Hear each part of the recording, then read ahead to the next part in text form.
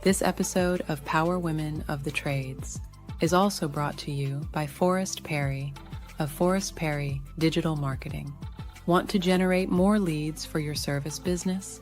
Trust his team to deliver quality new customer leads and protect your brand online. Check out perrymarketing.com today. Hello everyone. We want to give a quick shout out to our amazing partner, Rilla, the game changer in the home service industry. Rilla's virtual ride-along software means no more physical ride-alongs. With Rilla, you can coach your team virtually 100 times faster and boost your close sale rates like never before. Don't miss out. Join the movement today and watch your sales soar. Visit rilla.com/PWT to learn more. Most businesses' online presence is boring. And by being boring, they're losing out on potential sales and customers. Being interesting and exciting is what draws customers in and gets them to buy from you. But it's hard to be interesting online when you're focused on running your business and taking care of your customers. It doesn't have to be this way. We have the key to unlocking the solution to your problem. Key Heart Marketing can help take your business from boring to brilliant on social media. We can vouch for them. They run our podcast socials. If you want to have a strong social media presence that allows customers to know, like, and trust you, connect with Key Heart Marketing at keyheartmarketing.com. Welcome to Power Women of the Trades podcast. This show is all about breaking barriers and changing the game. Our guests will feature some of today's most successful female entrepreneurs and other advocates of our industry as well. Because if there's one thing we know for sure, female-led entrepreneurship drives change on multiple levels. We want to empower women in the trade industry like you so you can maximize your potential, stay balanced, achieve long-term success, and claim ownership over your life. Let's get started. Welcome back to Power Women of the Trades podcast with Cassie and Kaylee. Today we have Jen McKee with us. And Jen, I'm so excited for you to like this full circle moment because you're going to have an interesting perspective of this dynamic with Kaylee and what you've gotten to see through with Kaylee over the last 3 years. And so first of all, welcome back to the show. Thanks. I feel like we're in a yearly cadence. Like I think the last time I recorded with you was during the Women in HVACR conference, which just ended. So yeah, we just do this every year. It's perfect. Yes, it's perfect. So Jen, whenever we first started the podcast, Jen's been with us from the beginning. She has been handling all of our socials and all of that. So she has gotten to see, like I said, the full circle of the podcast. But for anyone who doesn't know who Jen McKee is, Jen, who are you? I'm Jen McKee. I own Key Heart Marketing. We specialize in social media for home service providers. We've been a proud sponsor of Power Women of the Trades podcast since it started. And I always felt really honored to be a part of it. So I feel like obviously Leslie and Heather were great co-hosts and perfect for the show, but I feel like this is where we were all headed is Cassie and Kaylee as the hosts. I think that was one of the things we talked about, how, 3 years ago with Kaylee just being in really starting into the space. I don't know that she would have gotten the credibility that she deserves. Yeah, I can see that. So she's really like, it's a full circle moment. Heather and Leslie both did an incredible job and were great. And have really set the path for her. And Kaylee's always been behind the screen. Like there has never been a single episode of Power Women of the Trades recorded without Kaylee. And so she's excited about that too, because she knows what she's learned. And so exciting. Well, and a lot of people may not realize this, but Kaylee is such a powerhouse at quality. And of course with Power Women of the Trades, but I love when I talk to other women and I'm like, oh, I have someone you should talk to. It's like, you need to talk to Kaylee because she can help you. And Cassie, of course, you have so much to offer as well. But when people are getting into a marketing position or something, and I'm like, Kaylee's the person who knows what you should be absolutely. doing and how you can get to where you want to go. Absolutely. People will message me and I'm like, about that. And I'm like, you need to talk to Kaylee. Yeah. Yeah. So, well, cool. Like I said, I'm glad you see that, the full circle for her. Yeah, I'm so excited about it. I really think this is perfect. Like this is exactly where it was going. Yeah, for Yeah, sure. for For sure. sure. So one of the things we were talking about, chatting with you about is just, okay, social media in general. I think people, it's evolved so much lately. And what we wanted to talk about social media that sells, not just scrolls. Yeah. Okay. And how you capture an audience, how you get the engagement. And so Kaylee, I know you had some specific questions. Yeah, for sure. so my first one is that if you could boil it down, what are the non-negotiable goals every trade business should have for their social media?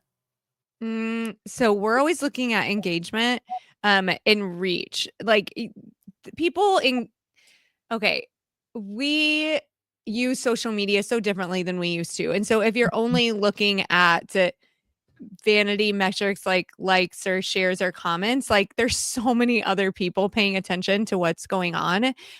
We look at engagement because the more engagement that a piece of content gets, the more reach it'll have, and that's always our goal, is to create a social media to create a social media presence that's actually showing up in the newsfeed. Like what the problem is that, and I have a ton of marketing friends in this industry that do incredible jobs at things that they do. Some of them will offer social media, but not in a way of like actually trying to get engagement on social, more of just being active on Facebook. The problem with that is that your social media is not an asset at that point. It's just like a landing page that someone might find if they happen to search you on Facebook. So our goal with social is like it should be an asset for you, and to be an asset you have to actually be showing up in the newsfeed. So your content needs to fit in with what works on social media, but which allows you to stand out as a business. Yeah, and you also have to make sure you're not just targeting one platform too. Because Yeah. like your audience can be on many more platforms than just Facebook. Because like I think of it for my generation, we're mostly on Instagram. We're not to Facebook Yeah. yet. Like some people have We're Facebook not too. to Facebook yet, she said. Right. Well, I am obviously. You're not old enough. But what I mean by that is like the next generation of homeowners is my generation. Where are you Yeah. going to them so that way whenever they start buying a home and they need a service provider, where are they going to remember you from? Yeah. You know what I mean? That's like dead on, because when Kaylee started with us, our Facebook was popping. I mean, it wasn't definitely not what it is now, but it was still, we had active posts. We were paying somebody to make active posts, right? But our Instagram was just about non-existent. Yeah. And she was like, we need to get on Instagram. And I'm like, but why? Because I didn't see the value there. And so I think that's an important point of not everyone's using the same platforms. And just because I listen, I talk to a lot of business owners who they're like, I don't have a TikTok because I don't have a personal TikTok. And I'm like, Yeah. well, I know. That's the one that we often have to create. Like people will have a Facebook or an Instagram, but TikTok is so important for reach. It's the easiest way to reach the most people without having to have any following at all. And then of course, YouTube Shorts is another one that a lot so crazy how many contractors do not use YouTube when it's so easy to put content on YouTube right now. And it's like part of Google, and it like there's so many reasons to be YouTube. Like LLMs reference YouTube in order to get content. And so that's such an easy one to be looking at. Yeah. So, what do you think? I guess we kind of already answered this, but is there anything more specific that you think our trades businesses are getting wrong? I think another one that I see a lot is so a lot of people will ask their VA to help them with social content. And so that person isn't typically there, and they're doing the best that they can with the knowledge that they have, which is like, I'll go onto Canva and I'll create some really great graphics using some stock photos of whatever offer it is that's important to the business right now, or some, educational topic or something. And like you have to be using your people. You have to be using your people in video, your people in photos. A big one that we do right now, and I know you want to get into this in a different way, but this is where my mind went with it, is like, if you think about what you're consuming on Facebook or Instagram, like it's a lot of just like non-edited photos of people doing whatever they're doing. So whether they're celebrating a birthday, or they're just out on a Friday night, or they just went on vacation, or whatever, it's like photo dumps of people just like living, documenting their life. That is what that is what your social actually needs to be, is photos of people just documenting whatever you're doing. So whether that's internally, as a team, training, celebrations, working, whether that's in the field, whether that's in your community, like that is the type of content that you need to put out there. It is not like we create content in Canva because it's easy for us to get it all the same size and to put it in one place. But most of what we're putting out there doesn't have any graphics or words or logos on it. Or, and a lot, I keep seeing the same thing of people, or anybody can get a Canva account, and Canva's incredible. Listen, love Canva. For Canva, right? Anybody can get a Canva account, and then, but you just get in, and then you use one of those pre-made templates that 19 other people have used, and then it all starts looking the same, right? Don't be afraid to get in there and build something for yourself, and then ask somebody, does this look okay? There's times that Kaylee will bring something to me and be like, hey, does this look okay? And I'm like, something's off. And she's like, I can't figure it out either. And that's even if it was on a pre-made, or maybe start with I like to start with a pre-made template. I'll start with a pre-made and then start changing things, but I don't want it to ever stay the same. And I keep seeing like a couple realtors are really bad about it. Yeah. Like, poor realtors. They're like all up in my TikTok. I don't know how I got into realtor TikTok, but I am for some reason. I got on that too, and I was like, I gotta fix my algorithm. I don't know. I know. It's like, are we the same? Like, because I work with HVAC, I'm now in realtor TikTok. It's so weird. It is. That's funny. But realtors, like, I'll see those like Canva things. I'm like, bruh. Like, I've seen 900 of that same thing. Like, we got to make some new templates. Realtors is who's next. They need an overhaul on social media. Nobody cares about what they're posting because it's so boring. They really need some work. I do have to have, isn't that funny? Maybe there is some it has to be because we're in houses, but I get on TikTok sometimes for no reason. And I'm like, I'm not trying to buy a house in Phoenix. Yeah. But some of the realtors that have gone to TikTok and are doing some of the like funny things, and I'm like, they're trying, so I have to give them credit for that. And those things are funny. No, so I saw the greatest realtor content, which actually translates really, really well to home services. But I've only seen one person do this. And it is, and we tell our clients all the time to do this, and no one does it. But it's like giving reviews on local businesses, because that's like, and you can, and from a realtor point of view, it's really easy to connect it, but like from maybe a home services point of view, people can't figure out how to connect it. But like, so I saw there was a really cool place that opened up near us, and a realtor was in there, and he was like, I just want to show you guys this new place that opened, like this is great for this community. And he even at one point was like, if you're looking for homes, or from this standpoint, like this is why it is so great. But you want to create content that your ideal customer is interested in it, like reviewing local businesses. You are a local company. That is like, it's the same as me in like talking about other organizations in the trades. Like I'm bringing relevant information to people that the people I work with would be interested in. So if you guys are always getting coffee or donuts or pizza or whatever, Leslie gets a lot of stuff from a place called Savor. And so like posting about that, tagging the business, sharing why you love them, creating video around it, like that is great content and very good for your community, and kind of easy and fun. And exactly like what you're saying, like Leslie does, and some things that we do from time to time when we do food or we do whatever, even if it's not a direct, you don't have it. What you're saying is reviewing the business, but you're not always necessarily saying, here's my review. And you're not like a official TikTok review or official socials, but what you're doing is saying, this is who I use for this. Yeah. and you're targeting their customer and your customer and showing both. And there have been some really cool, we found some really cool businesses to support locally by other people doing that. Or we shared some really cool businesses that people didn't even know existed, but you're showing them there's a way to correlate everything.